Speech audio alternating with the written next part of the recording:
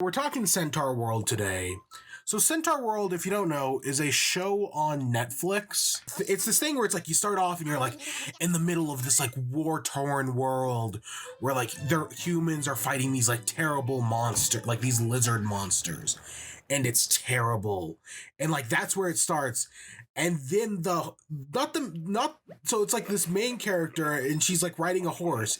And you find out no, she's not the main character.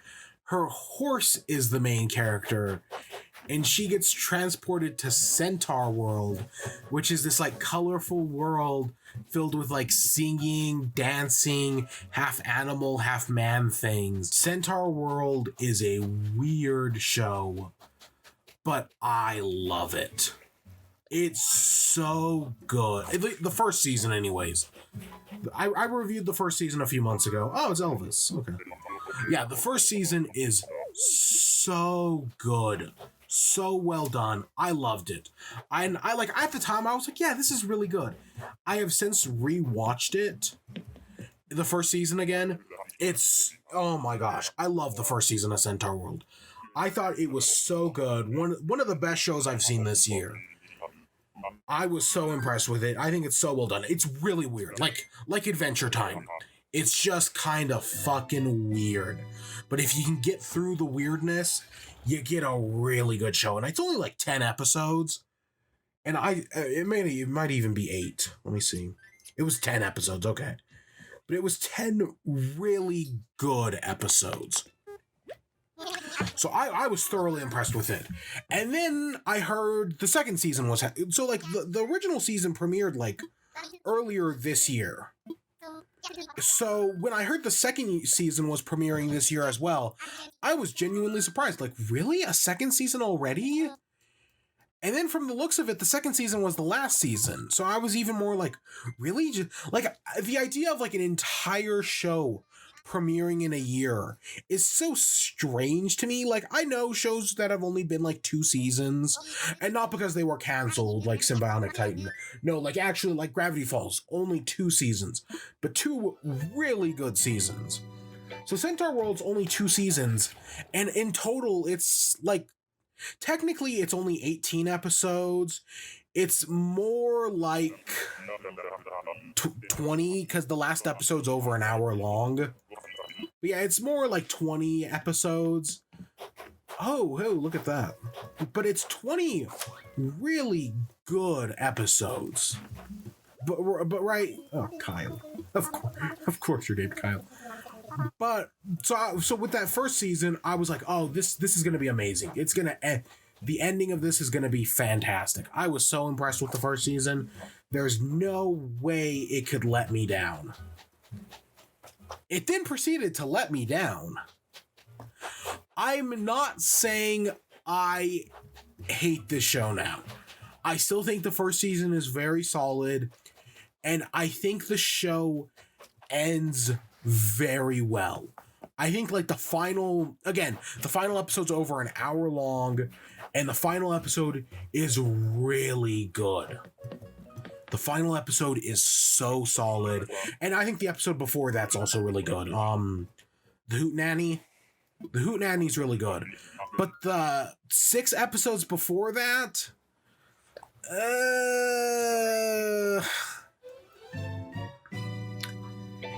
yeah, I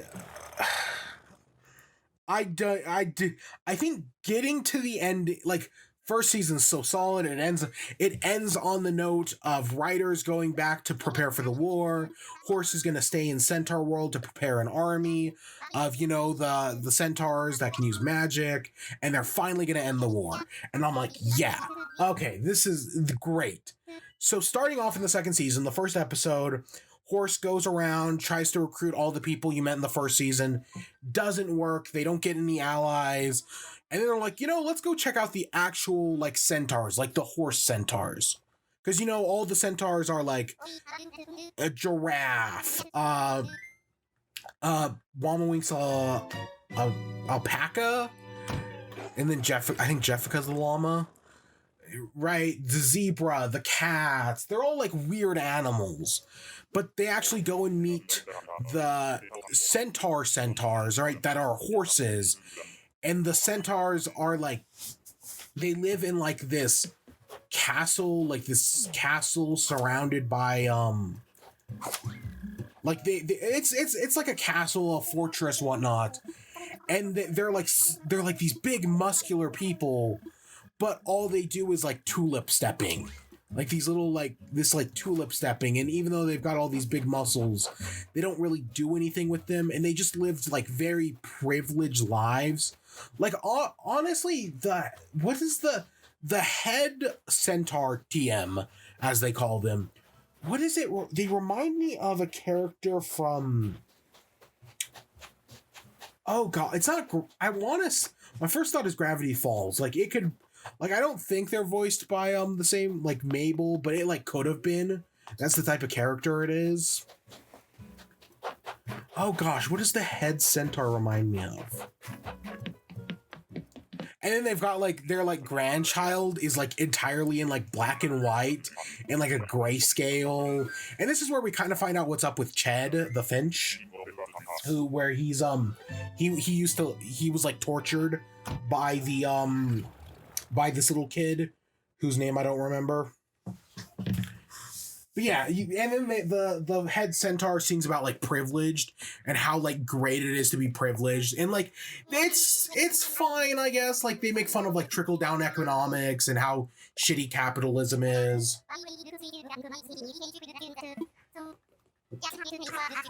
and how like these people recognize how like privileged they are, and they have no desire of changing that. Like they're privileged, they love being privileged, and that's exactly what they want to be. So yeah, the first episode, like the centaurs TM are just kind of like annoying, but I guess it starts off on a fine enough note, and at the end of the episode they recruit the trash tars, which are like possums and whatnot, and I'm like, yeah, that's fine. This is fine, but that takes us into the second episode. I want to say the second episode is the worst episode in the show. I'm going to make that brash statement right now because it commits one of the cardinal sins. One of the things you're never supposed to do. Oh, you're adorable. Which is, you don't attack your critics. I was originally going to go into this and say, I have never seen a good episode of a show that attacks its critics. Because when you attack your critics, you're just, I want to say down punting, and down punting never looks good. Right? Shows I love that, like, they'll do episodes that attack their critics, and it's like, nope, you've completely fucked it up. This episode's terrible. Steven Universe. Love Steven Universe. The worst episode in the show is Rocknaldo, which is about attacking its critics. Probably the worst episode. I don't know. It goes some places. But, and at the time when I said Rocknaldo was a terrible episode, because you just can't attack your critics and win. Someone was like, oh, you should check out the My Little Pony episode that attacks its critics. That one's pretty good. And I haven't seen My Little Pony. I've seen like a dozen episodes, but I was like, you know what? I'm curious. I'll check that episode out. That episode also sucked. The episode of My Little Pony where they attack their critics also fucking sucked. And like Centaurworld, again, this show has been on for not even a year now, and they do an episode attacking their critics. There's no reason for them to do this, and yet they did it anyways. And it's not even like it's not always attacking their critics. Like, they're making fun of people like me who get up on like YouTube and talk about the show. They make fun of Comic-Con, and it's not always in like a negative light either. But I was just like, nope. Immediately, I'm not feeling this. I was like, fuck, man, come on. Because, okay, I should say, so I say no show that attacks its critics work. There is a single exception I can think of. I guess kind of two. The first exception is Avatar: The Last Airbender, which does an episode... Is that Faith? It looks like Faith. No, it's not. Avatar: The Last Airbender does a recap episode at the very end of its show that kind of in some ways attacks its critics, but also kind of admits that the critics are right. Like, they make fun of the Great Divide episode in that one because they were right. That is the worst episode in the show. So, right, I guess Avatar: The Last Airbender technically did it correct. But again, that's not really an attacking critics episode. That's more of a recap episode. And that is important here, because this episode does do some recapping. But the other thing it does, the only other example of a show that attacked its critics and worked is Harley Quinn. Harley Quinn does an episode where at the very beginning of the episode, there's two guys sitting on the couch. One guy has the Last Jedi sucks shirt.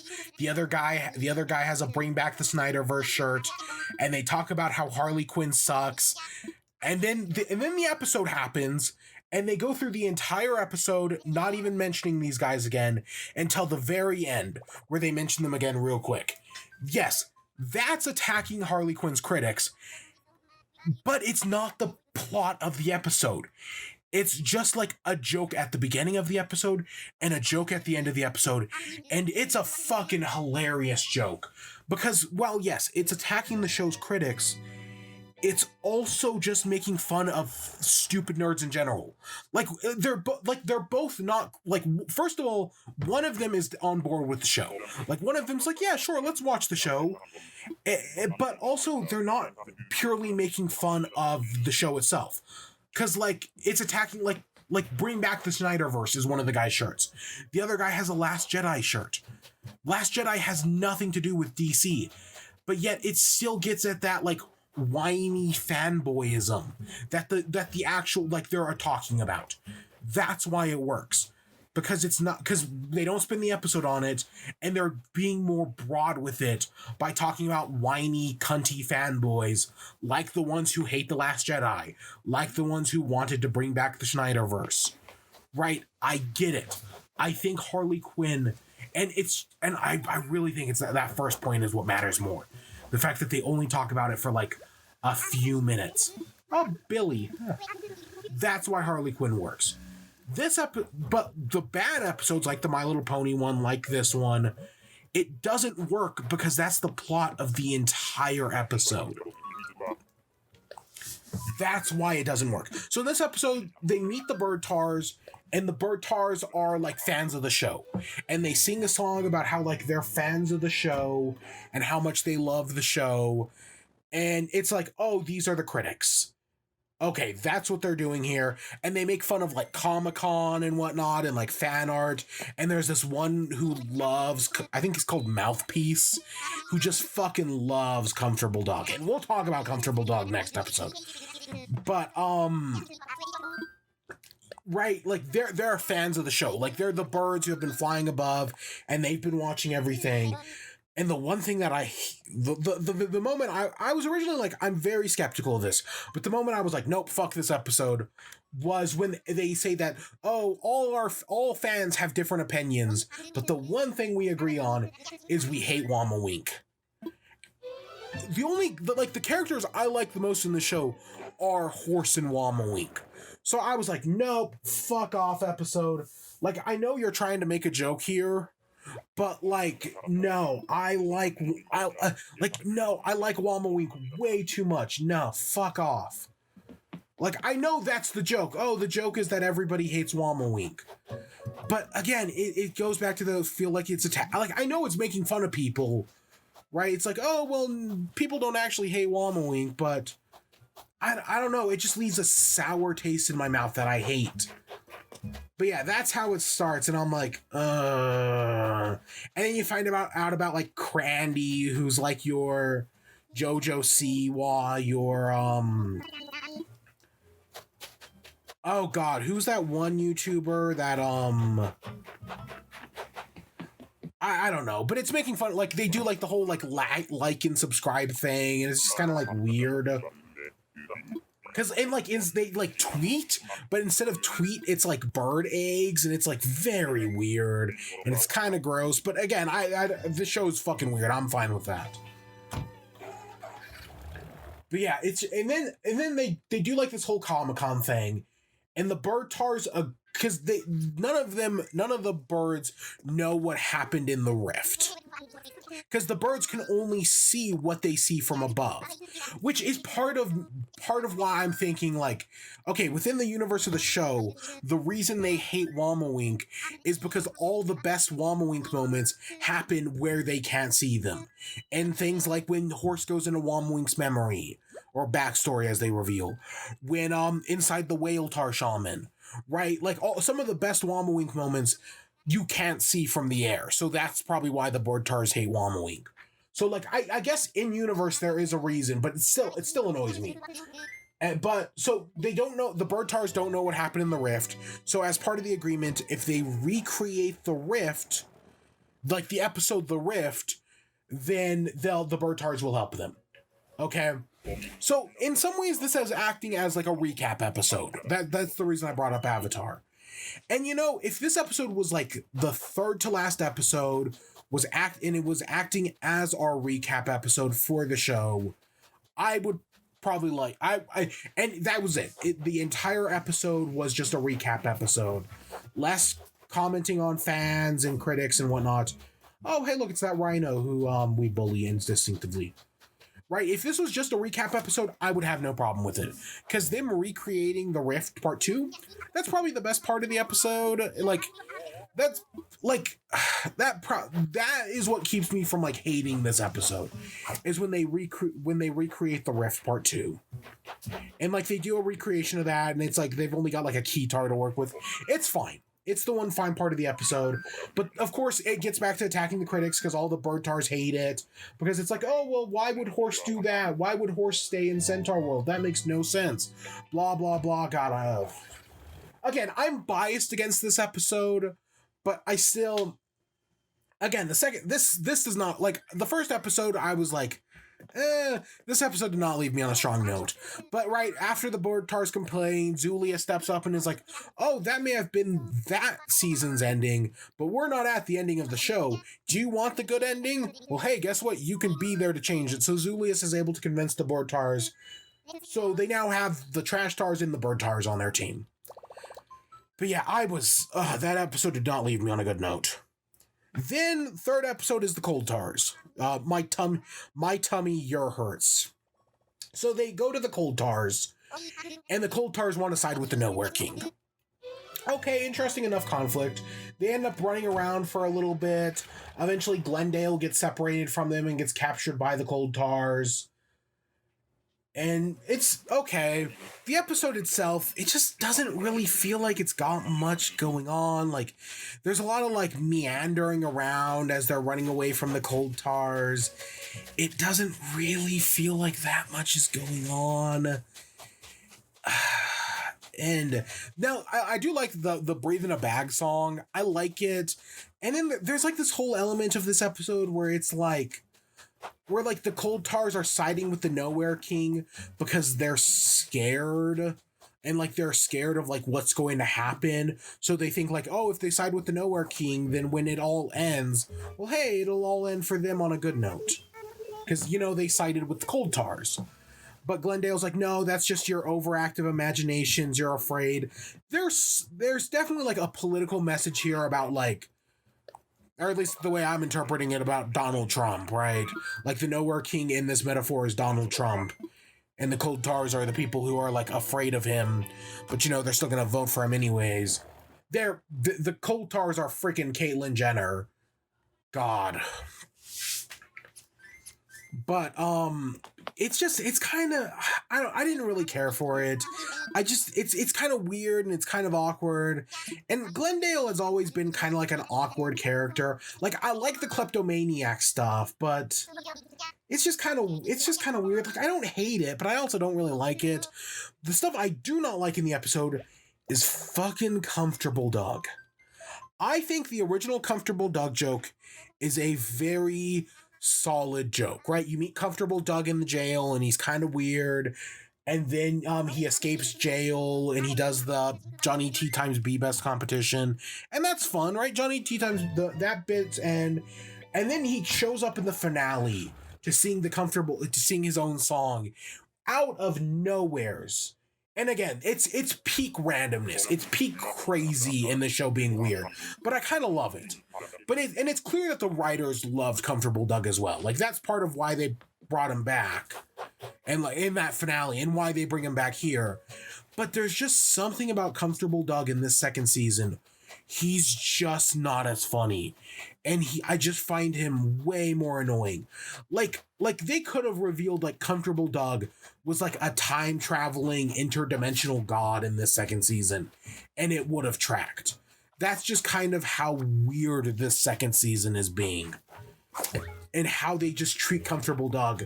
Because you find out the Holtars, like the Moltars and the Gopher Tars and whatnot, the Worm Tars, have the ability to like dig tunnels between the two worlds. Which, okay, like that's interesting. But so it allows Comfortable Doug to like go into the other world, talk to Water Baby, who's broken into the Nowhere King's castle, got captured. Comfortable Doug talks to Ryder at one point and like delivers a message.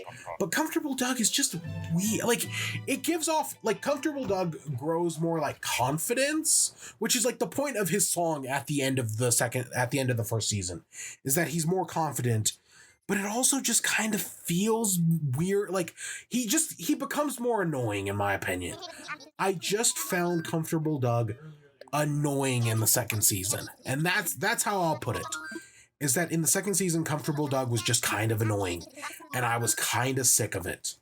Like, especially, like, it's mostly in this episode.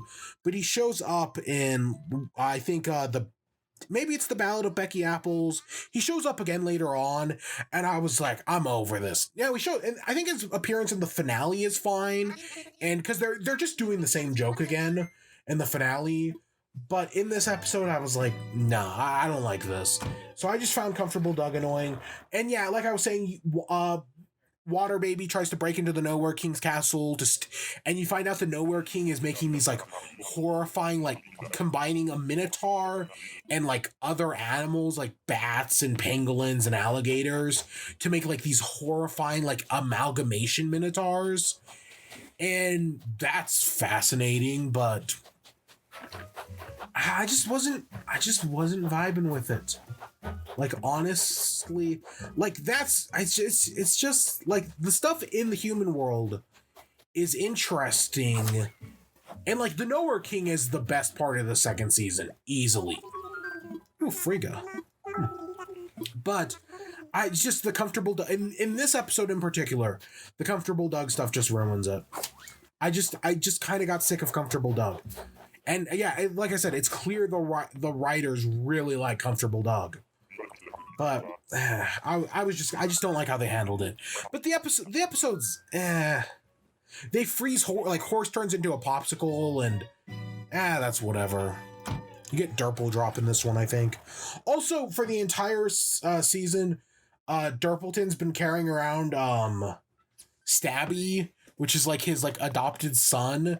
Which at first I was like, this is fine, but it gets some payoff, and I actually love how they pay that off.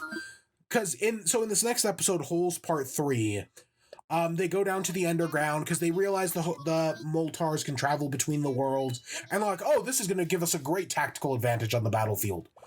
Oh yeah, and Glendale's able to recruit the Cold Tars. I don't think I kind of mentioned that, yeah. So they got the Cold Tars, they got the Bird Tars, and they got the Trash Tars. But they go to the Moltars to try to recruit the Moltars again, because they tried earlier in the season and it failed. But this time they're going to do it by the books. They're going to do some proper paperwork, and they're going to recruit the Moltars. While they're there, so Durpleton and Stabby runs off, and then Stabby turns into like a Centaurworld creature. They're going to do it by the books. They're going to recruit the Holtars because they want that power. Stabby runs away, and Stabby turns into like this cute little like lizard thing. And Stabby's like 47, which is one of the jokes. But yeah, Stabby turns into this cute little lizard thing, and yeah, it's kind of cute because like after Stabby transforms, he becomes like more like, oh yeah, you're my Daddleton, And again, it gets some good payoff, but I think that's not for like an episode or two. Maybe even next episode, actually. But, they're talking to the Moltars. They talk to Comfortable Doug. And this is where Horse finds out about Becky Apples. Which, okay, I like the Becky Apples joke. The Becky Apples, how about them apples? Because I know yours suck. Ooh, Phoebe. Oh, do I want... That is tempting. But I think I'm going to say no. Yeah, like I said, I'm being super picky. But yeah, so Horse finds out about Becky Apples and just freaks out. And it's not working with the whole Tars, but then they meet the Gopher Tars and the Worm Tars, and they talk about, like, regulation hole sizes. Because, you know, they're just trying to get them on their side. And then Womawink comes up with the idea of throwing a hootenanny. Oh, also there's this bit about how Glendale is, like, wanted for escaping prison. And there's, like, a Spanish Glendale that isn't the real Glendale. And it's, like, really weird, but it's kind of funny. And I don't know. But there's also this whole bit about, like, this, like, where, like, there's this bead and they're doing this, like, shoulder thing that I didn't find funny at all. I think it was supposed to be funny, and I didn't find it funny at all. But eventually Womawink has the idea of doing a hootenanny. And we don't know what a hootenanny is at this point. Like, when I think of a hootenanny, I think of like a hoedown.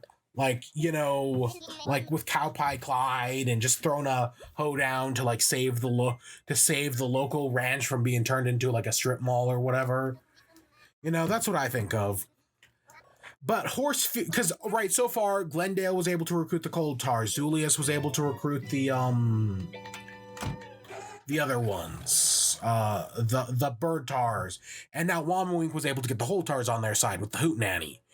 So, like, Horse feels dejected because the only reason she stayed in this world was to recruit the Centaurs, and now she feels dejected because so far all of her efforts have completely failed. So she runs off, and they start planning for a hootenanny. And then, like, Horse is, like, stuck in this hole, but, like, they just smash cut to, like, eventually all the others find her. In the next episode, all the others find her, and they bust her out of the hole by freezing her and turning her into an ice cube again. And then they play, like, Buncho Scrunch, which is, like, their, like, weird game. Jebri shows back up in this episode, I liked Jebri and Comfortable Doug in the first season, and while I found Comfortable Doug very annoying in this second season, Jebri I still think is funny. Jebri being cold, breaking the skiffle in this episode, I think Jebri is still funny. Because they use it, they don't overuse it. Like, that's the problem with Comfortable Doug, is they overuse him. Jebri, they don't overuse, and I think Jebri is very funny in this episode. Right, breaking the skiffle, just being there in general. I thought they were going to jump into Jebri's backstory, because Womawink realizes that Horse has backstory magic. That Horse can jump inside people and find out what their backstory is. So we see Horse jumps into, I think, Glendale, and we find out Glendale's like a kleptomaniac, but eventually gets recruited by Womawink, because, you know, Womawink doesn't have a problem with her being a klepto. We find Ched's backstory, that he used to live with the Horse Tars, and he wanted to be a tulip stepper, but the Horse Tars just made fun of him because he was too small to be a tulip stepper. And then the kid, like the black and white kid, kidnaps him and like presumably makes him into like a ball and presumably tortures him, which again makes sense as to why he doesn't like horses, because, you know, he doesn't like the Centaurs TM, so that makes sense. And then he goes into Darpleton's backstory. This is like, so far the show's kind of been, oh, Octavian's back. We're not bringing back Octavian. Don't get me wrong, I love Octavian. We're not bringing Octavian back. So far the season's been kind of mid. This has been the best thing in the season so far.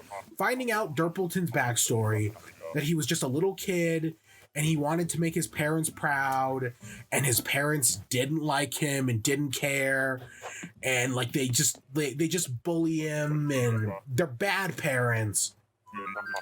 And it's like super tragic because like he has like this little like box, and his dad throws it out the window. He goes out because it's like parents are like rich snobs. So he goes out, and then they just leave, because they're in like a walking house. And so he goes out to get his box, and his parents just leave him. They just leave him behind. And it's tragic. And then Ched shows up and is like, oh, you're actually pretty strong. And then Wamawink shows up to save them. And then Zulius just shows up because why not? Because, yeah, I think they mentioned Glendale has a helicopter. But this whole Durpleton backstory is so well done.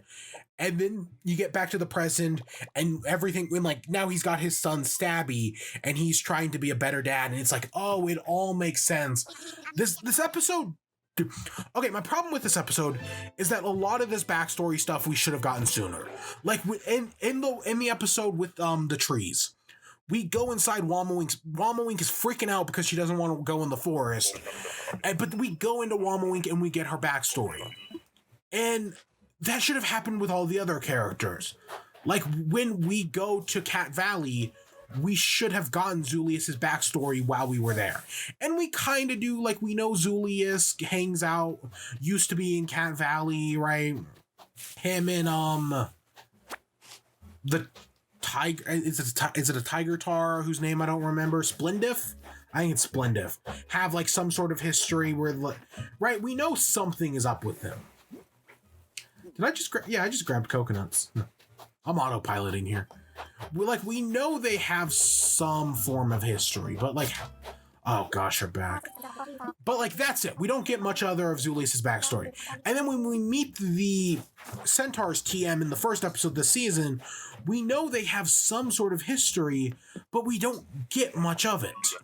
Right? We know Ched has a history, but they wait until this episode to reveal it. But that's my problem. Is that like some of these we don't, like, Horse never even jumps into Zulius. Hey, Crispy, how you doing? Welcome back. We're talking Centaurworld. We should have, like, they don't give us Zulius's backstory, but we should have gotten Zulius's backstory when we were in Cat Valley. We should have gotten Ched's backstory when we were in the Centaurs. By putting it all in this episode, it feels weird. Like, I'm fine with getting, and yes, technically we do get some. Like, we get some of it, but they all put it in this one episode, and I just... But... The Glendale stuff is decent, and the Durpleton stuff is so good. The Durpleton stuff is so good that I think it saves the episode. Right. So, yeah, I think it's an okay episode. It really just makes that ending makes it. And now they're off to the Hootenanny. But before we do that, we get the Ballad of Becky Apples. So this is our one. I don't even think Centaurs show up in this episode, besides for, I think, Comfortable Doug has one moment, and Water Baby's in this one, kind of. This is, oh no, you're not Julian, you're Ed. Water Baby, so this episode is all about Ryder taking Becky Apples and trying to get the key, right? The Nowhere King is creating these horrible amalgamation monsters. They kidnap one of the bird tars and make him into an amalgamation monster, the bird tar amalgamation monster reminds me of Shao Tucker's daughter. You know, in Full Metal Alchemist, Shao Tucker fuses his daughter with a dog. That's what the bird tar amalgamation looks like in this episode. Fucking horrifying. But so yeah, but Ryder is trying, I don't think we ever find out Ryder's real name, but Ryder is trying to break into the place to get the key back. Becky Apples is like this terrifying horse who like kills dozens of minotaurs. Like, Becky Apples is horrifying. It's kind of funny. Again, this episode is fine. It's not as bad as some of the previous episodes of the season, but it's nothing outstanding. It does remind me of that episode I was talking about in Harley Quinn, where they make fun of the fanboys. That episode is entirely about Batman and Batgirl. That's what this episode feels like in this moment. Like, we're not going to talk about Centaurworld. We're just going to focus on Becky Apples and Ryder. And you get some good moments, and like Ryder and Water Baby work together to break Water Baby out of the Nowhere King's place. They fail to get the key, but because they got Water Baby, they're able to convince them to, invade, to go to the rift. So everything's working out. Yes, they failed to get the key, but they've got this. I mean, yes, other things happen in this episode, but it's, again, it does feel like there's some filler in this episode. This season, I guess, part of me thinks that Centaurworld could have been a single, 14, 15 episode season, and it would have been fine. I really do feel like you could have cut some of this stuff out, shortened some of these episodes, and it would have maybe not made the show better, maybe not. I don't know. It's really hard to say, but I do feel like there is definitely, in this second season, they do stall for time a little bit. There is some, filler is such a harsh word. I don't want to use filler, but it does feel like they spend a lot of time on, this entire episode could have been cut back between a previous episode. Really, that's what this feels like. This, or even 2 episodes. This didn't need to be its own episode. This could have been kind of like how the 3rd episode splices in Water Baby, trying to break into the Nowhere King's place. This could have been spliced in between the previous episode or the previous 2 episodes. This didn't need to be its own episode, but that's just me. Again, it's not bad, it's just not great. But that takes us into the Hootenanny, so finally, after a bunch of meandering episodes where I've been some of the, that one's bad, this one isn't, they're fine, but it's not anything great or good or anything. They're fine. The Hootenanny, I think, is the first good episode of the season. The first great episode. Because the Hootenanny is all the different, characters they've recruited up until this point. And even the characters the trees and the Murtars and the, Cat-Tars. They all say, oh, we're not going to fight in your war, but they all show up for the Hootenanny, which directly gets them involved in the war. So even though the first episode is, because part of my concern was oh, you spend all this first season with these characters, and then you just throw them out the window to go recruit new ones. No, they're still here in the finale. The Cat-Tars come back, because they're throwing a Hootenanny, which kind of feels like Christmas. That's the first impression I get, is it's clearly a joke about Christmas. But that goes into the Hootenanny, and it's all these different characters together, and Splendif shows back up, and Splendif and Zulius make up, and they might be dating, and I don't know, I ship it. They have a ship name at one point, and that's kind of funny. That's one of the jokes. But they're throwing a Hootenanny.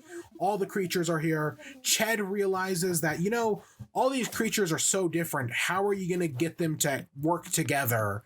So that's kind of the conflict of the episode. But it's just a very, the next episode is the finale. So we just get one fun, sort of lighthearted episode before the finale.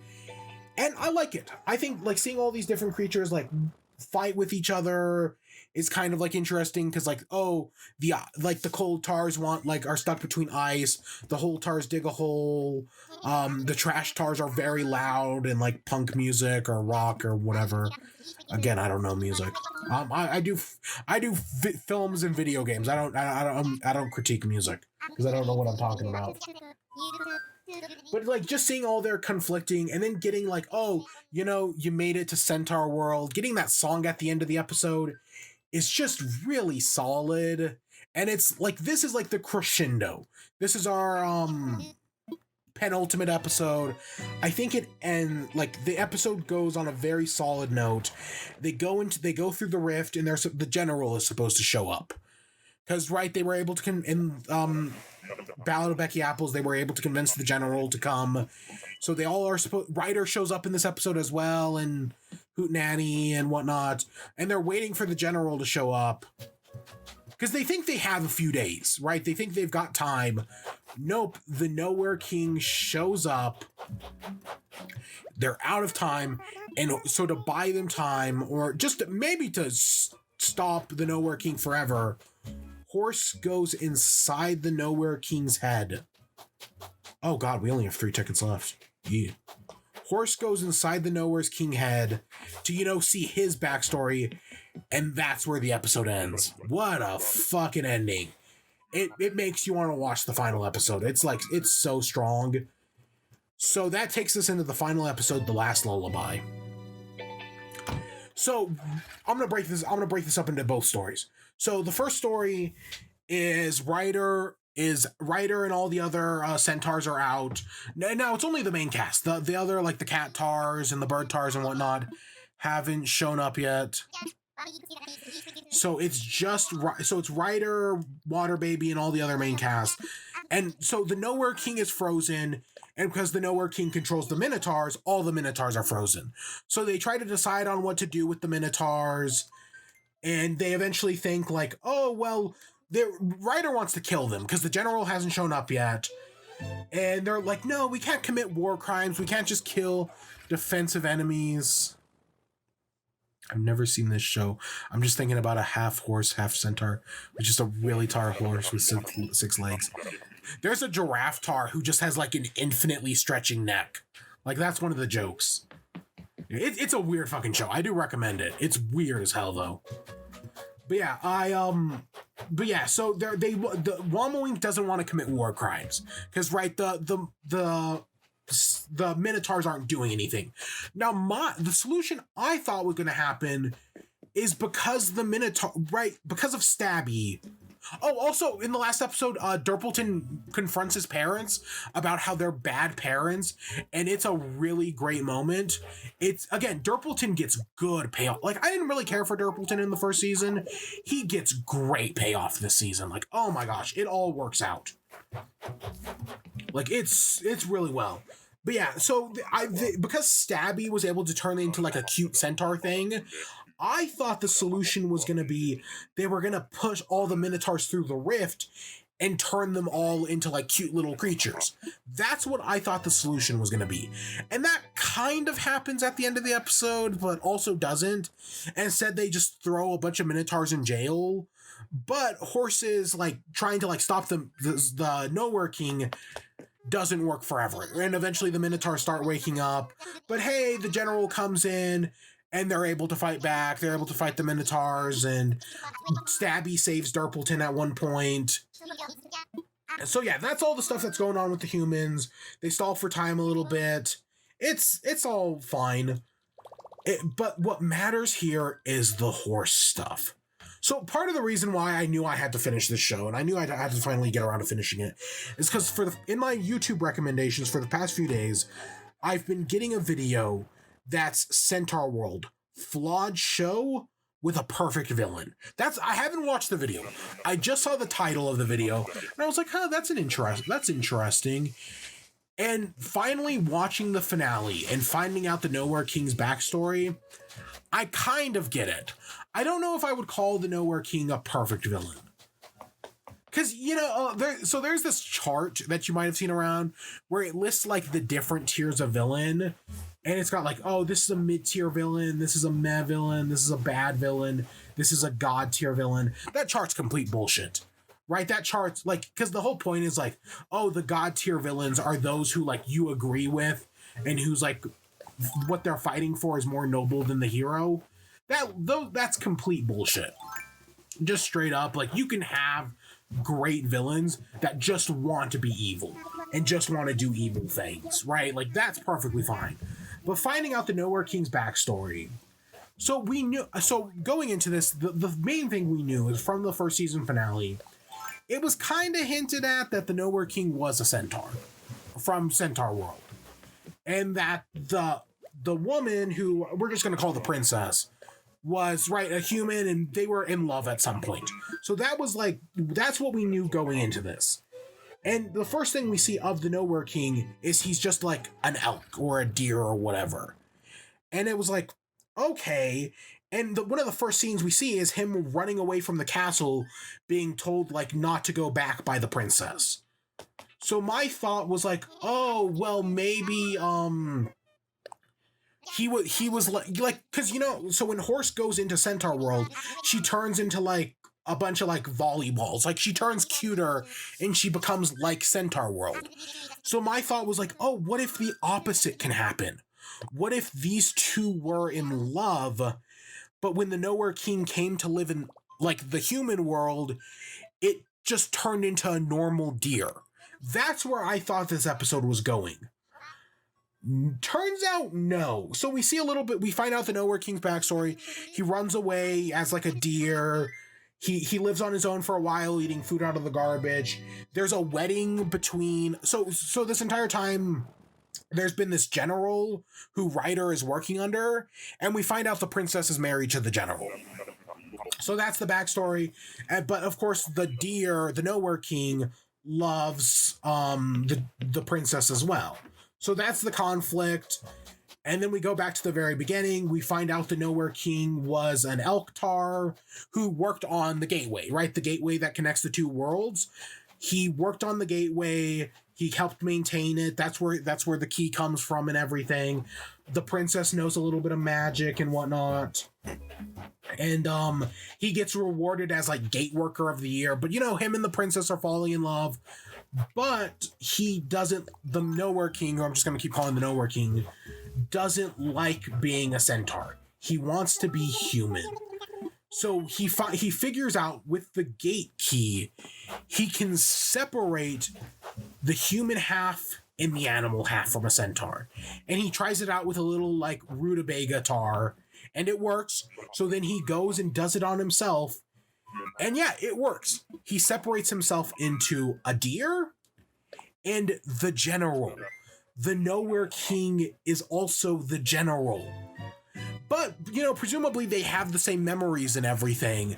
So while the deer runs off into the human world, the general, Philip J. Fry style, you know, like Futurama, is able to pretend to be a human and is able to marry the princess.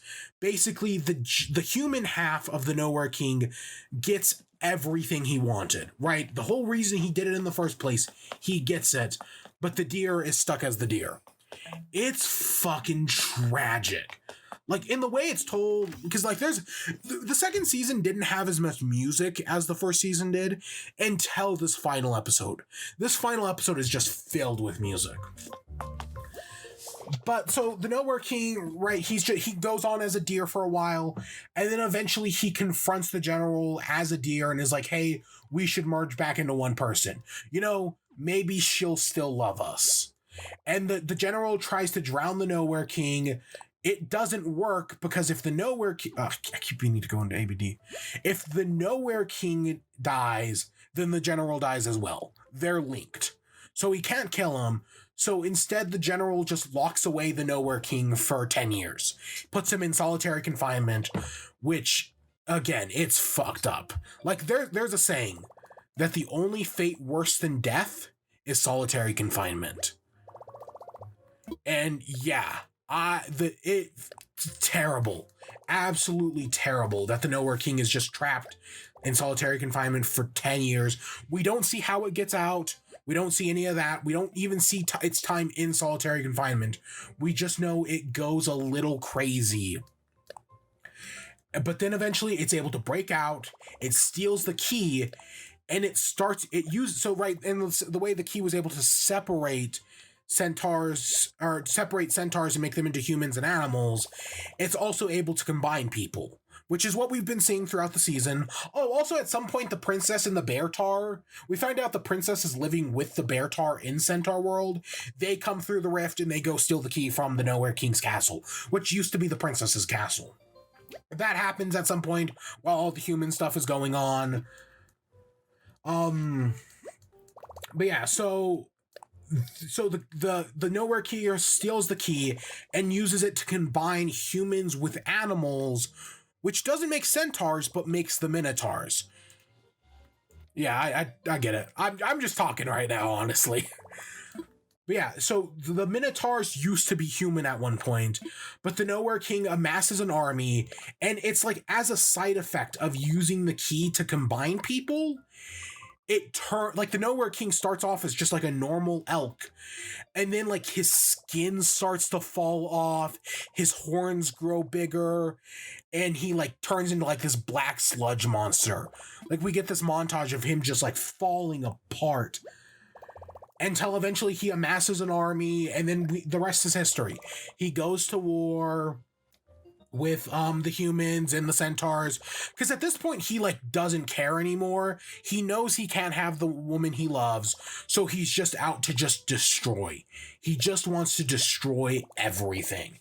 And you know, he kills Wallmowing's family, as we know, found out. He's led on this endless war. But then eventually the in the middle of nowheres, in the rift between the two worlds, the general confronts him, and they're like, what are we gonna do? Then the princess shows up and just is like, oh, I know how I'm gonna end this, and uses the key to separate both the worlds. 4 of the pieces go into the Centaur world, 1 piece goes into the human world. The princess is stuck in the Centaur world, the general is stuck in the human world, and the Nowhere King is trapped in the Nowheres, right in the rift.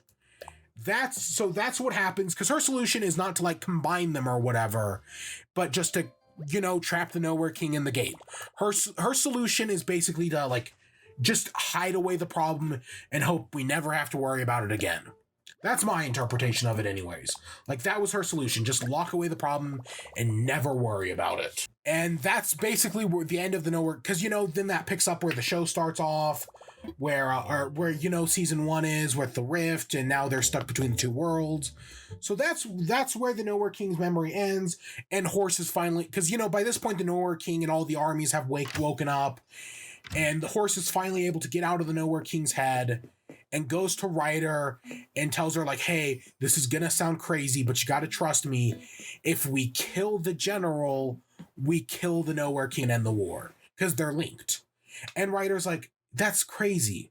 I don't believe you. You're just a horse. And it just rips your heart out, man.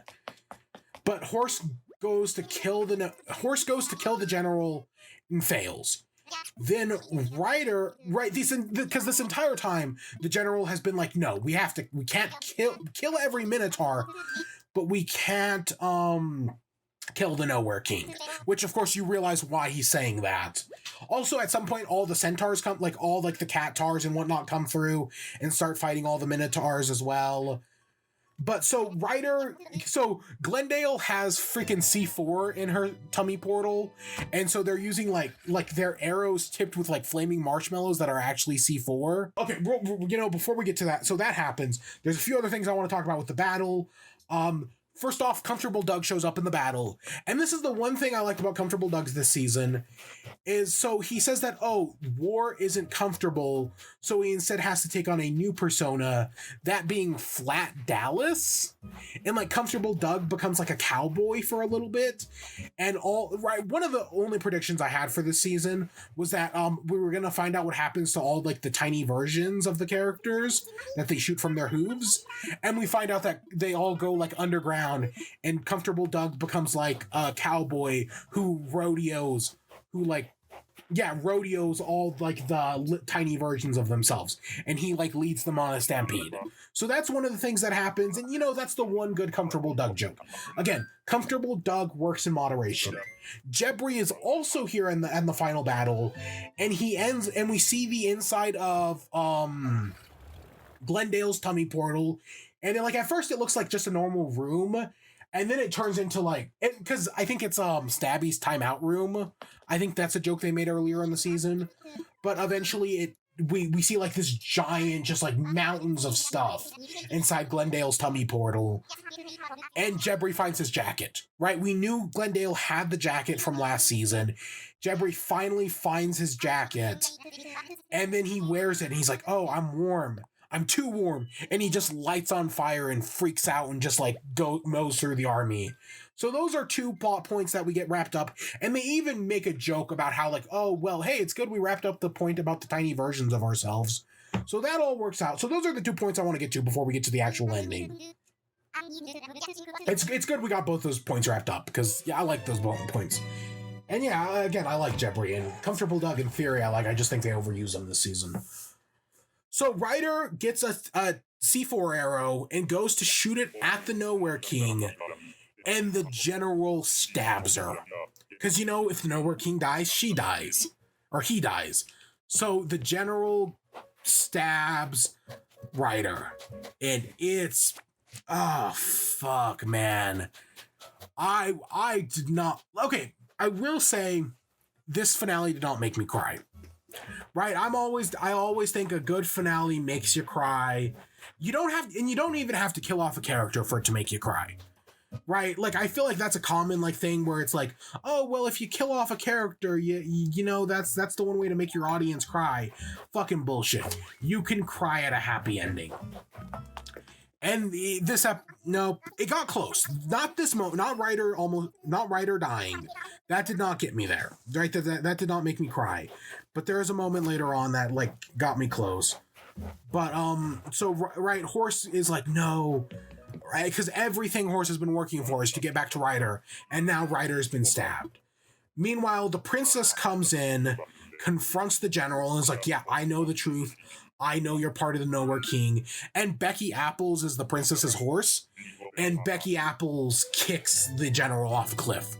And like he falls off the cliff, and then we see the Nowhere King just like dying, and then it doves off into the cliff. And then the princess climbs down, and we get the last lullaby, which is because the princess uses the key to fuse them back into one, and we get the last lullaby, which is an inversion of the Nowhere King song, and it's so fucking well done. Oh my gosh, the last lullaby. Oh, it's again. Well, I don't know if I'd say the Nowhere King is a great villain, right? All of his motivation makes perfect sense, especially like once you find out about the solitary confinement. Like the broken heart's one thing, the solitary confinement though is totally like I get it. I kind of get it, because like at that point he just doesn't care anymore, and he just wants it all to burn. But the last lullaby at the end of, because he's technically not dead yet. But, you know, he has to die. And the princess is going to be the one to end it. And it's just, oh my gosh. Holy shit. It's so well done. Just the music, the motion. And, like, you don't actually see it, but you feel it. Holy shit. And, yeah, that's the last lullaby. And then Ryder talks to Horse back up on top. And it's heartbreaking. Again, didn't make me cry, but it's heartbreaking. And then we cut to like a few months later or a few days later or whatever, a few days later, and they're all like sailing on like Water Baby's houseboat, and we find out Ryder's alive. They didn't actually kill, because it looked like Ryder's like head droops and it looks like they die. Nope, they didn't kill Ryder. Fuck yeah. Like, you know, like they could have killed Ryder, but I really do think keeping Ryder alive makes the show better. Because again, the Nowhere King just died. You don't have to kill Ryder as well. I think keeping Ryder alive makes the show better. I call me a sap. This is the moment that almost made me cry. Is finding out Ryder was alive. That almost got me. Because again, you can cry again, as I've said before, I would rather end at a lesbian wedding than I would at a funeral. And you know what? The show could have ended at a funeral, and they didn't. It doesn't end at, I mean, yes, Splendif and Zulius get together, so it doesn't technically end at a lesbian wedding, but you know. And then we get we find out at the end that, you know, they're going to make Horse a shaman, because, you know, now the two worlds are connected again. They're going to need someone to help regulate that. So they make Horse a shaman. And, yeah, that's where the show ends. We get like a brief overview of like where everyone is in Centaurworld now. Like, where are they now? We find out, the princess is staying in Centaurworld. Zulius is together again with, Splendip. We get a bunch of other things that they were able, while they didn't unfuse that one bird tar who got turned into a monster. He's back with all the other bird tars. We get a few other wrap-ups for finales and whatnot. And yeah, that's where the show ends. That's Centaurworld. So the finale is fucking amazing. That entire thing with the Nowhere King and getting his backstory is so good. It's so well done. But I have complicated feelings, okay? Because I think the first season is 10 out of 10 knockout. The first season, I think, is super strong. First season's fantastic. Second season, I just didn't like as much. I think, right, it for the most part, it's just kind of meddling around. They do a critic attacking episode.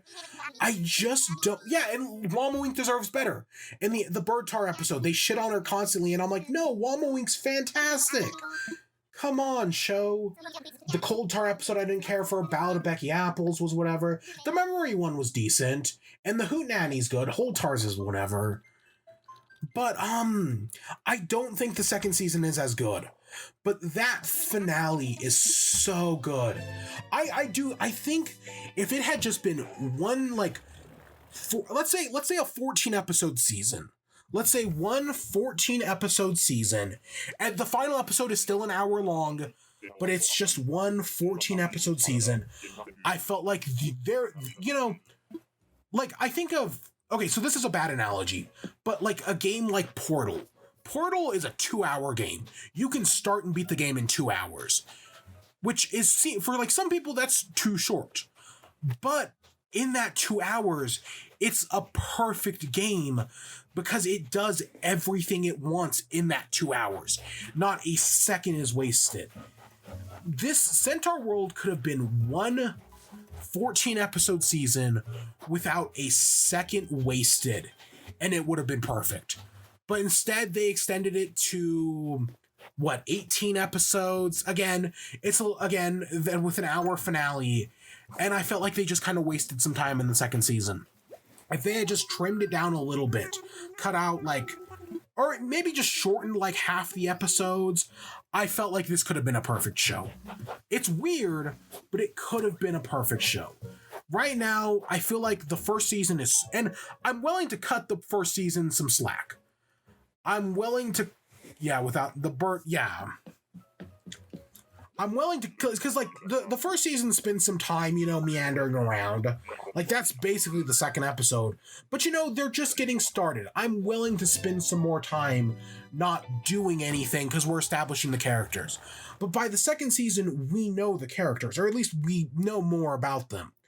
So some of the time they waste, I don't know, it just feels kind of pointless. But the finale is so good. Would I say it's my favorite show I've seen this year? Probably not, but I'd probably put it in second place. The second season kinda was not as good as I wanted it to be. But I still think the first season is really strong, and the finale is just really good, and it works so well. And I really enjoyed it. I'm glad I finally got to sit down. I'm glad I finished it. It took me almost a month to finish because I'm terrible at these things. But I'm glad I did finish it. It was more than worth it. It's such a good show. And it's surprising it's all done in a year. Could they do more? I mean, maybe, but they don't need to. God, I loved this show.